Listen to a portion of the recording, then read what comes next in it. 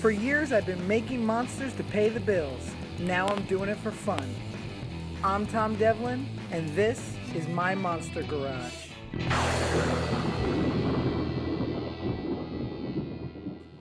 Alright guys, welcome back to my Monster Garage. I'm Tom Devlin. Today we're working on Critters. This is a movie from the 80s that I loved my whole life growing up. Big fan of Critters. So I started this project years ago. I've had this foam critter body kicking around the shop probably 5, maybe 6 years now, and I just never got around to finishing it. So here we go. When I poured the foam initially, it had this overflow, this mushrooming, so we're going to cut that off.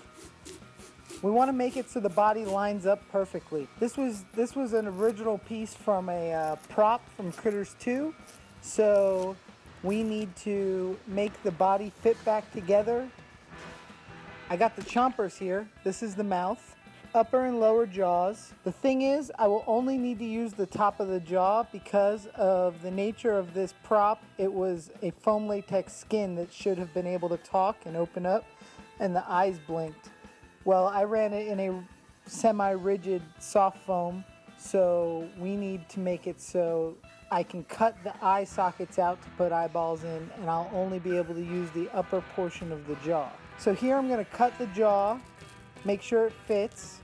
I'm not going to need any of the roof of the mouth because we're not going to see it. And I'm going to cut open the eye holes so I can pop these eyeballs in. Alright, now that we've got it all together, I'm going to sculpt some arms and legs because I have never had that part of the process done yet.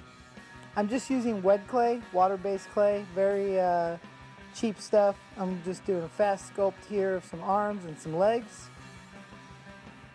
I'm going to mold the arms and legs in a flexible silicone. This is Umu. This is a silicone by Smooth On. It's inexpensive and very easy to use. Here I'm pouring up the arms and legs with a rigid plastic by Monster Makers. It's a 2-part, equal parts, and it sets up really fast. Alright, pop them out, put them on. We almost have a critter. I've got to fix these imperfections. I'm just going to use cotton and latex to patch the holes here. We have a hole in the upper lip. We've got the seam that goes around the whole body, and I'm going to work around the arms and the legs just to fill in the gap there. I just dip the cotton into the latex, absorb it completely, and that way you can mush it around and kind of fill in your area. You can come back in with a little tool and sculpt in the striations and the lines. Cotton and latex is really easy to use. I use it to patch a lot of things. I'm going to hit it with the hairdryer just so I can move on to paint.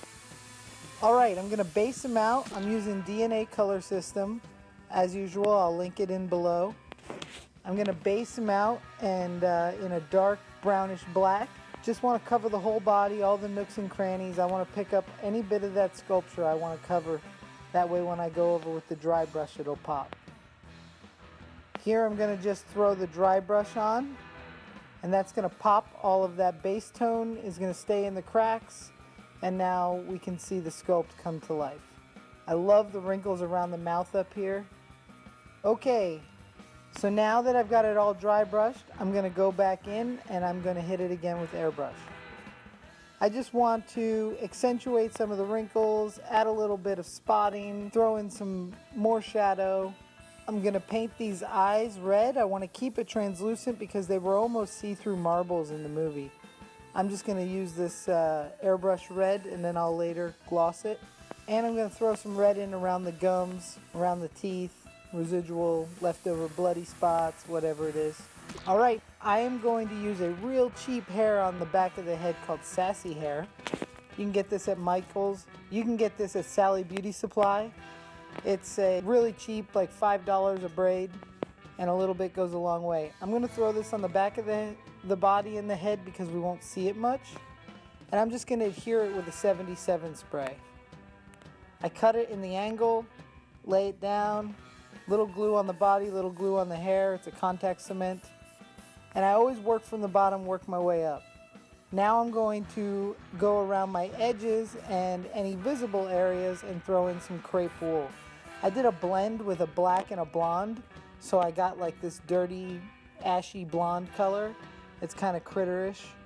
And I'm just gonna push that in right around the edge, and that way, as I push it back over the other hair, it's going to blend off, and it kind of gives a multi-tone to the hair, makes it a little bit more natural.